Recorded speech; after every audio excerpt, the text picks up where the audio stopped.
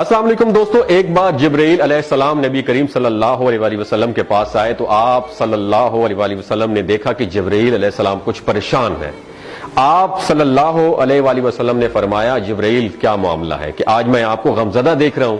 تو جبرائیل علیہ السلام نے عرض کی، اے محبوب، کل میں اللہ پاک کے حکم سے جہنم کا نظارہ کر کے آیا ہوں، اس کو دیکھنے سے مجھ پہ غم کے آثار نمودار ہو رہے ہیں۔ نبی کریم صلی اللہ علیہ وسلم نے فرمایا کہ جبرائیل مجھے بھی جہنم کے حالات بتاؤ۔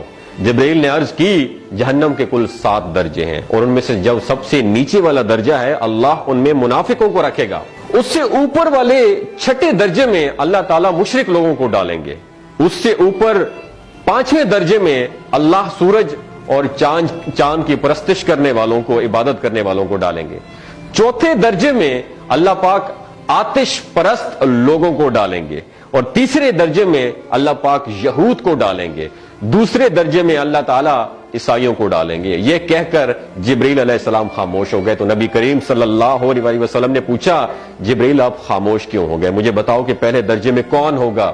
جبرائیل علیہ السلام نے عرض کیا کہ اے اللہ کے رسول، پہلے درجے میں اللہ پاک آپ کی امت کے گناہگاروں کو ڈالیں گے۔ جب نبی کریم صلی اللہ علیہ وسلم نے سنا کہ میری امت کو بھی جہنم میں ڈالا جائے گا تو آپ بے حد غمگین ہو گئے اور آپ نے اللہ کے حضور دعائیں کرنا شروع کر دی۔ 3 دن ایسے گزرے کہ اللہ کے محبوب مسجد میں نماز پڑھنے کے لیے تشریف لاتے، نماز پڑھ کر حجرے میں تشریف لے جاتے اور دروازہ بند کر کے اللہ کے حضور رو رو کر دعائیں فرماتے۔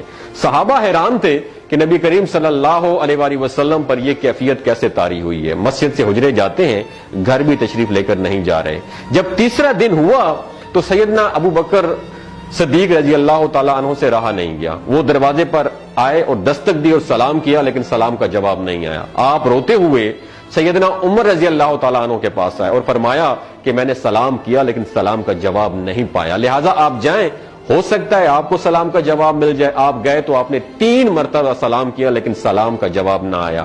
حضرت عمر رضی اللہ تعالیٰ عنہ نے سلمان فارسی کو بھیجا لیکن پھر بھی سلام کا جواب نہیں آیا۔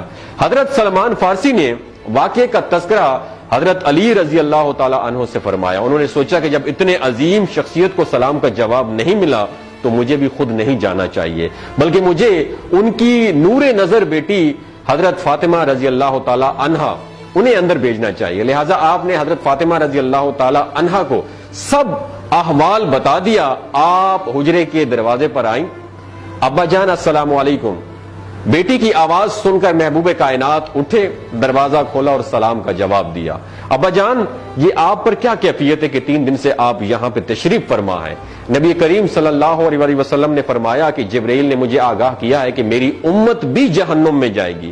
فاطمہ بیٹی، مجھے اپنی امت کے گناہگاروں کا غم کھائے جا رہا ہے اور میں اپنے مالک سے دعائیں کر رہا ہوں کہ اللہ ان کو معاف کر دے اور جہنم سے بری کر دے۔ اور یہ کہہ کر پھر آپ سجدے میں چلے گئے، رونا شروع کر دیا، یا اللہ میری امت کے گناہگاروں پر رحم کر، ان کو جہنم سے آزاد کر کے۔ اتنے میں حکم آ گیا، وَلَسَوْفَ يُعْطِيكَ رَبُّكَ فَتَرْضَىٰ، اے میرے محبوب غم نہ کر، میں تم کو اتنا عطا کروں گا کہ آپ راضی ہو جائیں گے۔ آپ خوشی سے کھل اٹھے اور فرمایا کہ لوگوں، اللہ نے مجھ سے وعدہ کر لیا ہے کہ روز قیامت مجھے میری امت کے معاملے میں خوب راضی کرے گا، اور میں اس وقت تک راضی نہیں ہوں گا جب تک میرا آخری امتی بھی جنت میں نہ چلا جائے۔ بولتے ہوئے آنکھوں سے آنسو آنا شروع ہو جاتے ہیں بندے کے، جب بندہ سوچتا ہے کہ ہمارا نبی صلی اللہ علیہ وسلم اتنا شفیق اور غم محسوس کرنے والا ہے اور بدلے میں ہم نے ان کو کیا دیا۔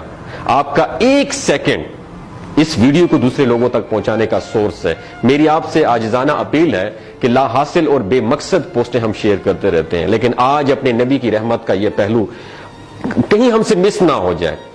ایک شیئر کر کے اپنا حصہ ضرور ڈالیے گا، کیا پتہ کون گناہگار پڑھ کر راہ راست پہ آ جائے اور دوسروں کو تھوڑی سی ہدایت مل جائے۔ کہنے کا مقصد یہ ہے کہ ایک نبی ہمارے لیے اتنا غم خوار ہے اور ہم یہاں بیٹھ کے اس کی امت کے اوپر اتنے مظالم ڈھائے جا رہے ہیں، ہمارے فلسطینی بھائیوں پہ اتنا ظلم کیا جا رہا ہے، لیکن ہم ٹس سے مس نہیں ہو جا رہے۔ آج ہمارے پاس اگر تلواریں ہوتی تو ہم تو بالکل سوچنا ہی ختم کر دیتے، لیکن آج ہمارے پاس میزائل ہیں، آج ہمارے پاس ایٹم بم ہے، لیکن پھر بھی ہم بے حس بنے ہوئے ہیں۔ اللہ تعالیٰ ہمیں ہدایت نصیب فرمائے، اللہ تعالیٰ ہمارے لیے آسانیاں پیدا فرمائے اور اللہ تعالیٰ ہمیں نیک کام کرنے کی توفیق عطا فرمائے۔ اپنا اور اپنے ساتھ جڑے رشتوں کا خیال رکھیے گا۔ اللہ حافظ۔